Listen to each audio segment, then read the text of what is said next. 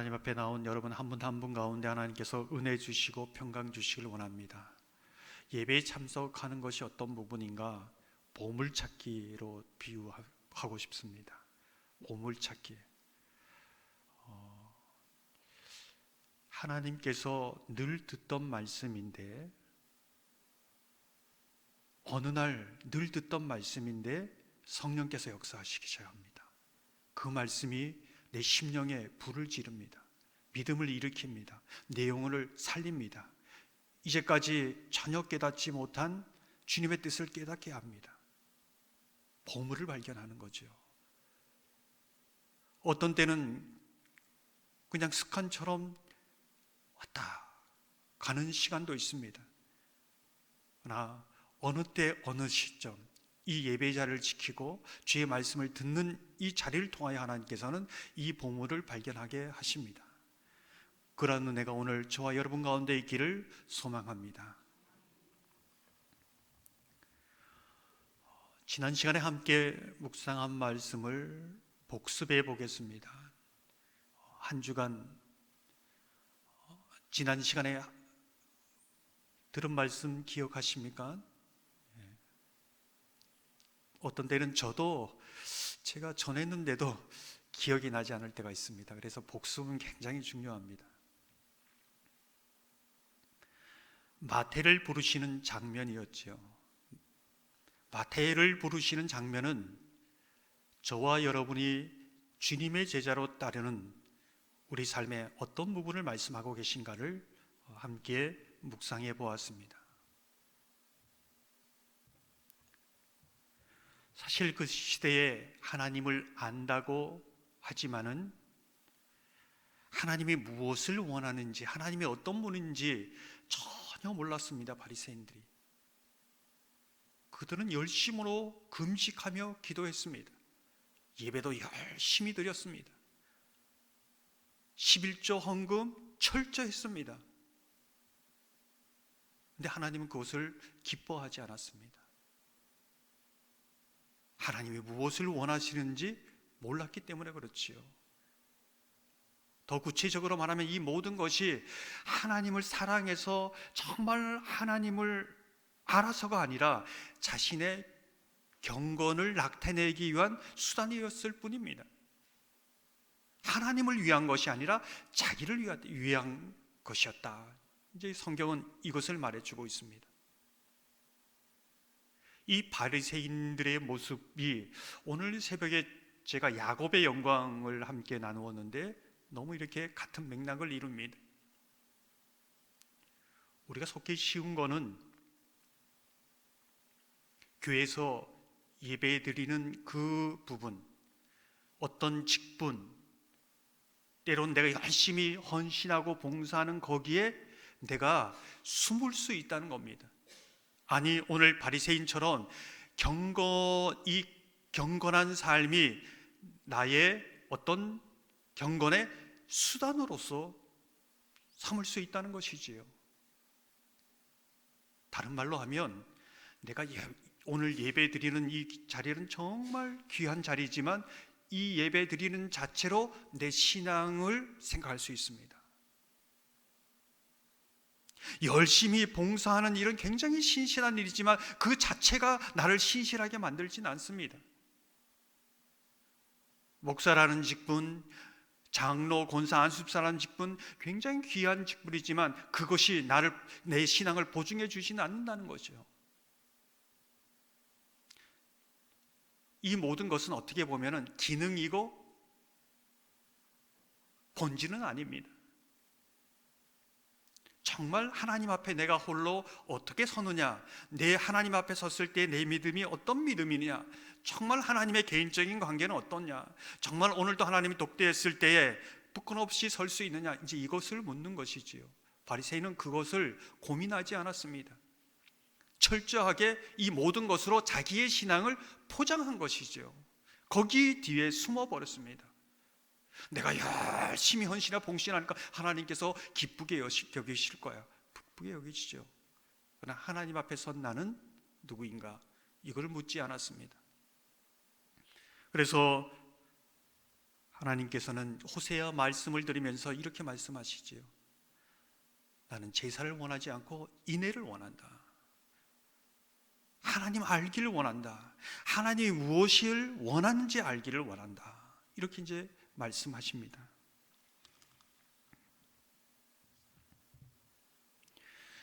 저는 이 말씀을 묵상하면서 인간은 하나의 손을 가지고 있는 것이 아닌가. 보통 사람들은 하나의 마음을 가지고 있다는데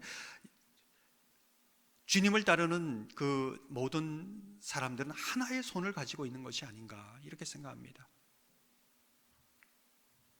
그 하나의 손으로 내가 원하는 영광, 내가 원하는 그 진리를 붙잡을 수도 있고, 그 하나의 손으로 정말 하나님의 영광, 하나님이 말씀하시는 그 진리를 붙잡을 수도 있는 거죠. 손은 하나밖에 없습니다. 마태는 돈이 있어야 행복할 줄 알고 그것만을 붙잡기 위해서 그 하나의 손으로 그것만을 붙잡고 살아왔습니다. 수당 반복 가리지 않고 물불 가리지 않고 세상 사람들이 뭐라고 하든 그것만 붙잡았습니다. 그것을 자신의 인생의 영광으로 삼은 것이지요. 하지만 이제는 그 하나의 손, 자기가 붙잡고 있던 것을 놓고 주님이 원하시는 그 말씀을, 그 진리를 붙잡았을 때 주님을 따를 수 있었습니다. 정말 내가 이 하나의 손으로 붙들고 있는 것이 하나님을 알고 하나님이 원하시는 것인가, 아니면 내가 성공이라고 생각하고 내가 인생의 성취라고 생각하고 내가 인생의 행복이라고 생각하는 그것을 붙들고 있지 않는가. 이것에 따라서 내가 마태처럼 주님의 제자로 따라갈 수 있고 바리새인처럼 그렇게 살아갈 수 있다는 것을 보여주고 있는 것입니다. 세 부대라는 것은 이 하나의 손으로 주님이 원하시는 그것을 붙잡고 살아가는 삶, 이것을 세 부대입니다. 낡은 부대는 무엇일까요? 담아도 터지고 많이 담은 것 같은데 아무것도 남지 않는 인생. 내가 인생의 행복, 인생의 영광으로 생각하고 살았던 그 진리를 붙들고 살아간 삶이지요. 여러분은 무엇을 붙들고 있는가? 이제 이것이 마태를 부른 장면에서 말씀하시는 부분입니다. 저는 말씀을 주일에는 딱 시간이 예배 그것이 정해져 있기 때문에 좀 이렇게 말씀이 옆으로 비켜가지 못합니다. 근데 수요일은 조금 여유가 있는 것 같습니다. 저는 말씀을 전할 때마다 저와 여러분이 하나님의 심판대 앞에 섰을 때, 주님 앞에 섰을 때 어떤 말을 할 수 있을까? 어떤 심정으로 서야 되는 것인가? 이걸 많이 생각합니다. 저도 그렇고. 다른 거 다 떠나서 결국 그 자리에 앞에 섰을 때 모든 인생이 판가름 나지 않습니까? 그 섰을 때에 정말 하나님이 기뻐하시는 후회하지 않는 인생, 구원받는 인생이었으면 좋겠다라는 심정으로 함께 말씀을 나누고 있습니다. 정말 늘 그 자리에서 여러분이 어떤 말을 할 수 있을까? 제가 어떤 말을 할 수 있을까? 이걸 붙잡고 가야 끝까지 갈 수 있는 거죠. 정말 멋진 인생이 되는 것이지요. 당장 나에게 닥친 문제가 중요하고 내가 해결해야 될 문제도 많지만은 결국 그 자리를 생각하면서 달려가야 되는 것이죠. 그러면 인생의 모든 지금 과정 닥친 문제 조금은 어떻게 해야 되는지 길이 보입니다. 오늘 본문을 보면 혈류증 앓는 여인과 죽은 딸을 살리고자 하는 한 관리의 요청과 그 치유하는 사건을 보여주고 있습니다. 이것은 우리에게, 주님을 따르는 우리에게 무엇을 말해주고 있는가? 먼저 오늘 이제 이 말씀을 보면서 주님이 우리를 어떤 마음으로 바라보고 계신가, 이제 이것을 한번 생각했으면 좋겠습니다. 오늘 설교 제목이 우리를 불쌍히 여기소서 이렇게 이제 말씀했는데 36절에 보면 이렇게 말씀합니다. 무리를 보시고 불쌍히 여기시니 이는 그들이 목자 없는 양과 같이 고생하며 기진함이라. 주님이 항상 저와 여러분을 향해서 어떤 마음을 가지고 계신가? 불쌍히 여기십니다. 인생의 목자가 없어서 고생하고, 그러다가 피곤하고, 그러다가 주저앉고, 인생을 한탄하면서 살아가는 인생이 연약한 우리의 인생이라는 걸 주님이 아십니다. 그래서 항상 긍휼한 마음으로 어떻게 하면 내가 도와줄까? 어떻게 하면 저와 여러분이 행복할까? 그런 마음으로 보신다는 겁니다. 주님은 언제나 우리에게 진실하십니다.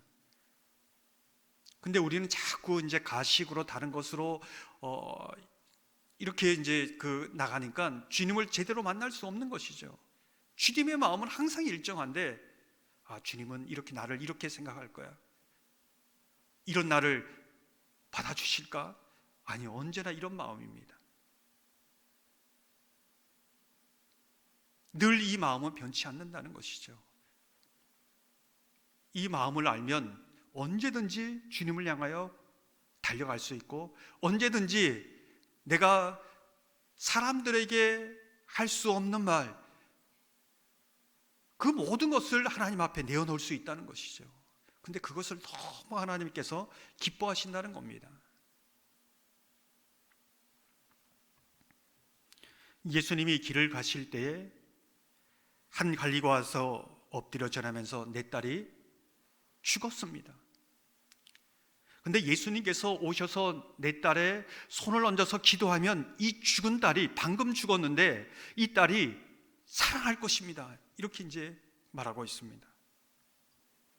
마가복음에서는 이 관리를 해당장이라고 말합니다. 해당장 야이로라고 얘기하죠. 우리가 쉽게 주의 깊게 보아야 하는 것은, 도대체 이 사람이 어떤 사람이기에 방금 죽었는데 이 딸이 살아날 것이라고 믿는 이 믿음의 고백을 하는가, 이제 이 부분입니다. 18절을 보면 이렇게 말씀합니다. 예수께서 이 말씀을 하실 때에 한 관리가 와서 절하며 이르되 내 딸이 방금 죽었사오나 오셔서 그 몸에 손을 얹어 주소서, 그러면 살아나겠나이다 하니, 지금 죽었는데 살아날 것이라는 믿음을 가지고 있습니다. 예수께서 기도해 주시면 살아나겠다고 말하고 있습니다. 저는 이 고백을 보면서 예수 믿는 믿음이 어떤 성격을 가지고 있는가, 예수 믿는 믿음이라는 것은 도대체 어떤 믿음인가, 이제 이것을 생각하게 됩니다. 예수 믿는 믿음이라는 것은 그 가장 핵심은 예수 그리스도께서 십자가에 죽으시고 3일 만에 다시 살아났다는 것을 믿는 믿음입니다. 이게 믿음의 핵심입니다. 복음의 핵심을 말하라면 이거 하나밖에 없습니다.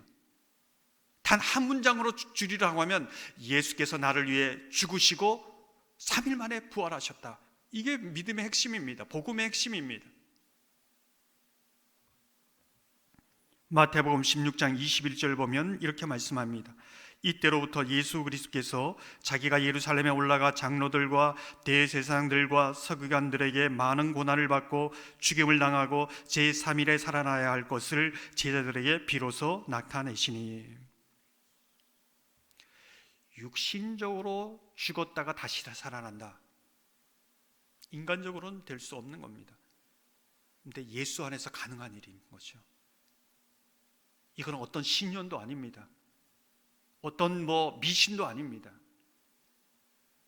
예수님이 주시는 그 믿음 안에서는 가능한 역사, 확실한 역사로 고백되어집니다.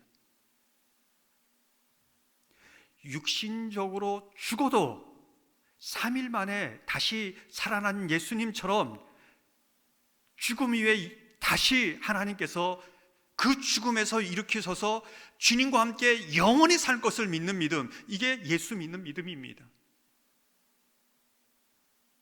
이 믿음이지요. 그래서 우리 주일에 묵상할 때 나봇의 포도원, 세상적으로 보면 비참한 죽음이지요. 억울한 죽음입니다. 저주의 인생입니다. 그런데 믿음 안에서 보면은 하나님이 귀히 여기시는 것이요, 예수 믿는 믿음을 가지고 사는 사람입니다. 예수님이 그 나봇을 하나님의 품에 품어주시고 영원히 주님과 함께 사는 것을 우리는 믿음의 눈으로 보는 것이지요. 이게 예수 믿는 믿음입니다. 세상이 이해할 수 없는 믿음입니다. 세상이 아무리 노력해서 얻을 수 없는 믿음이지요. 이게 예수 그리스도의 죽음과 부활을 믿는 믿음입니다.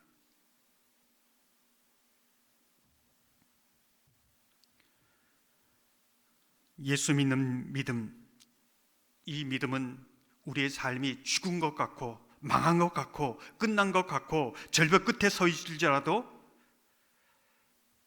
예수는 우리를 회복시킬 수 있다, 예수면 된다, 이 믿음이 예수 믿는 믿음입니다. 오늘 이 해당장 야이로의 믿음입니다. 쓰러진 자리에서, 실패한 자리에서 다시 일으킨다는 것을 믿는 믿음, 예수께서 주시는 믿음이다, 이렇게 볼 수 있습니다.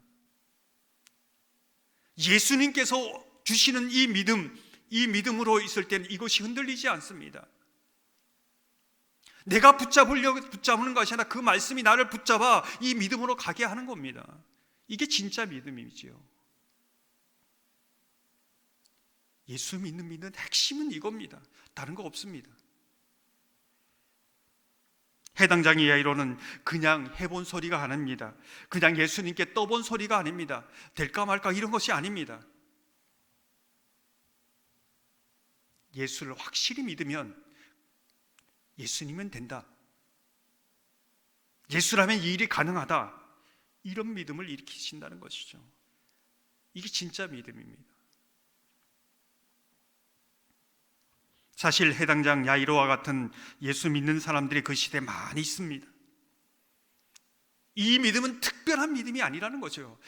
그 사람은 특별한 아주 우리와 다른 그런 믿음을 가진 사람이 아니라 수없이 정말 예수를 옳게 만나고 믿었던 사람이 이 믿음 가지고 예수님을 따랐다는 겁니다. 그렇다면 저와 여러분도 이 믿음 가질 수 있습니다. 예수를 제대로 만난 사람은 이 믿음으로 산다는 겁니다. 오늘 죽어도 내가 눈을 뜨면 천국에서 주님을 만난다는 믿음을 가지게 되는 것이지요. 그게 예수 안에 있는 믿음입니다. 예수님이 주시는 믿음이지요. 이 사람을 누가 이 세상에 감당하겠습니까? 이거는 쇠하지 않고 썩어지지 않는 하늘의 영원한 기분, 기업과 같은 것이죠. 세상이 빼앗아 갈 수도 없고 더럽힐 수도 없는 하늘의 보물입니다. 예수 믿는 믿음 저와 여러분 가운데 있기를 소망합니다. 예수께서 죽으셨고 부활하셨다는 그 믿음으로 오늘도 승리하며 살아가시기를 주님의 이름으로 축원합니다. 그 야이로의 딸을 고치러 가는 중에 혈루증 걸린 여인을 만나게 됩니다. 그 길에 가는 도중에 만나는 것이죠. 이 사건은 예수를 따르는 저와 여러분에게 무엇을 말해주고 있는가? 20절 21절을 보면 이렇게 말씀합니다. 12해 동안이나 혈루증으로 앓는 여자가 예수의 뒤로 와서 그 겉옷가를 만지니 이는 제 마음에 그 겉옷만 만져도 구원을 받겠다 함이라. 겉옷만 만져도 구원을 받겠다. 어쩌면 그 시대에 겉옷만 만지면 구원을 받겠다, 이 믿음은 도대체 어디서 온 것일까요? 어쩌면 한 번도 시도해 보지 않은 그러한 믿음인 것 같습니다. 근데 이 믿음은 어디서 왔을까요? 마가복음에 보면은 이 부분을 좀 더 구체적으로 말해 줍니다. 마가복음 5장 27절을 보면 이렇게 말씀합니다. 예수의 소문을 듣고 무리 가운데 끼어 뒤로 와서 그의 옷에 손을 대니. 제가 늘 강조하는 부분이 있습니다. 예수의 소문을 듣고 예수께 나갔습니다. 무리 가운데 들어갔습니다. 예수의 옷에 손을 대었습니다. 그리고 병이 나았다는 것이죠. 무슨 뜻일까요? 이 여인을 향해서 예수님은 이렇게 말합니다. 22절에 보면 예수께서 돌이켜 그를 보시고 이르시되 딸아 안심하라, 네 믿음이 너를 구원하였다 하시니 여자가 그 즉시 구원을 받으니라. 이 믿음 부럽지 않습니까? 내 믿음이 너를 구원하였다. 내 믿음대로 될지어다. 이 믿음이 능치 못할 일이 없다. 이렇게 말씀하시는 겁니다. 도대체 이 믿음은 어디서 오느냐? 이 믿음 부럽지 않습니까? 제가 설교 초반에 보물찾기라고 했습니다. 천국은 침노하는 자의 것입니다.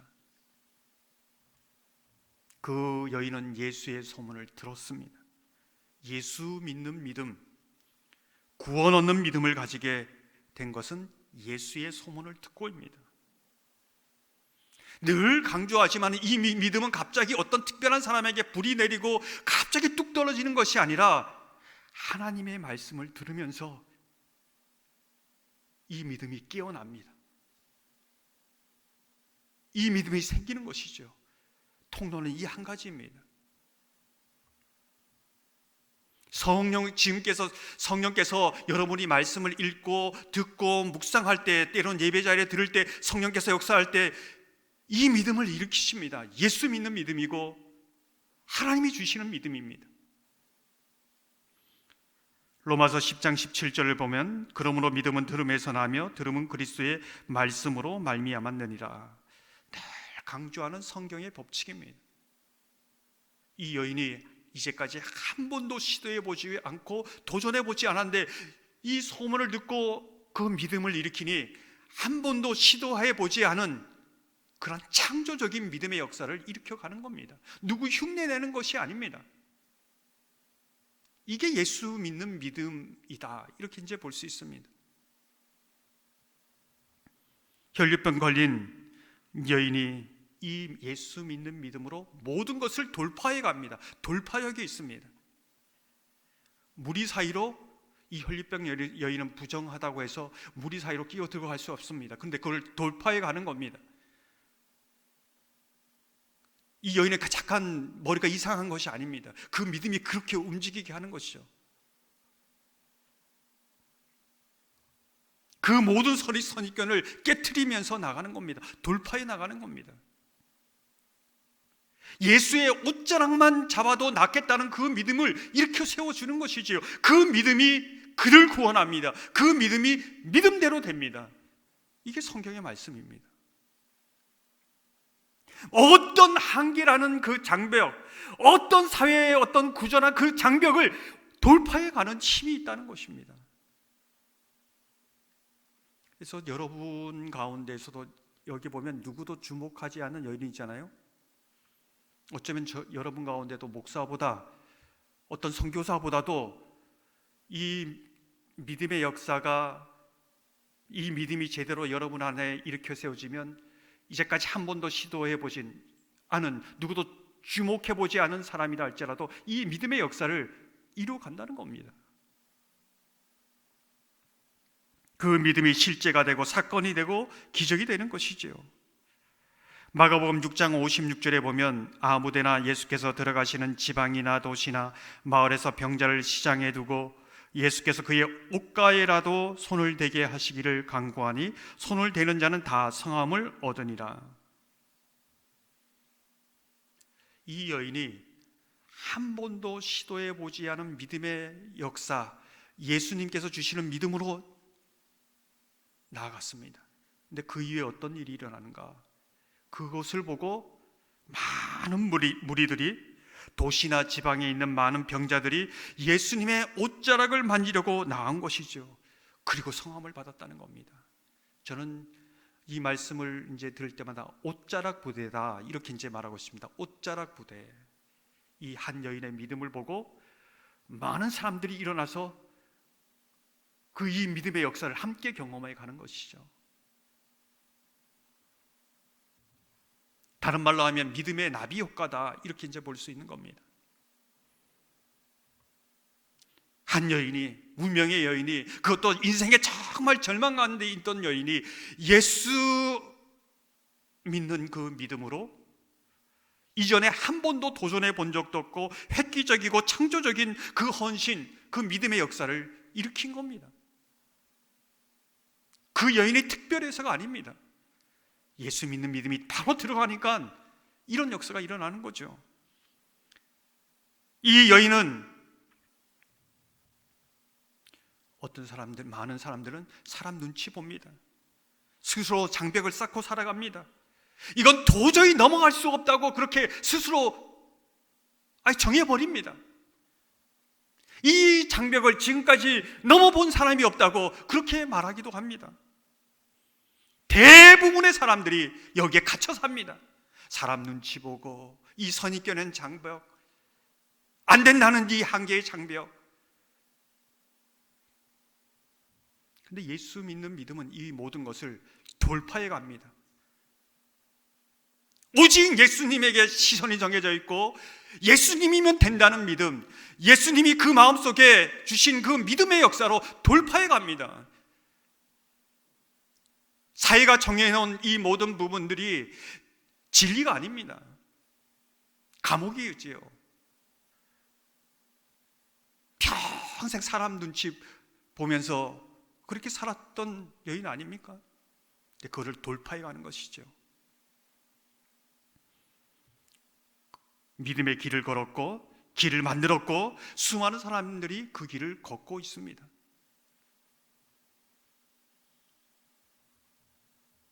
저는 믿음으로 도전하고 싶습니다.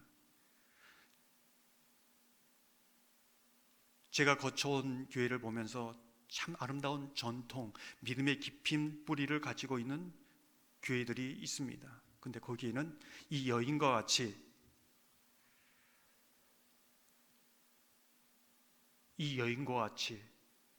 믿음을 개척한, 다른 사람이 흉내내지 못하는 그런 획기적이고 창조적인 믿음의 역사를 일으킨 그 소수가 있었습니다. 그 믿음을 따라 소위 말해서 옷자락 부대가 생기면서 그 교회에 아름다운 신앙의 전통이 생기고 아름다운 신앙을 가진 그 교회의 모습으로 든든히 세워져 갔다는 겁니다. 교회뿐만 아니라 가정과 가문도 그렇지요.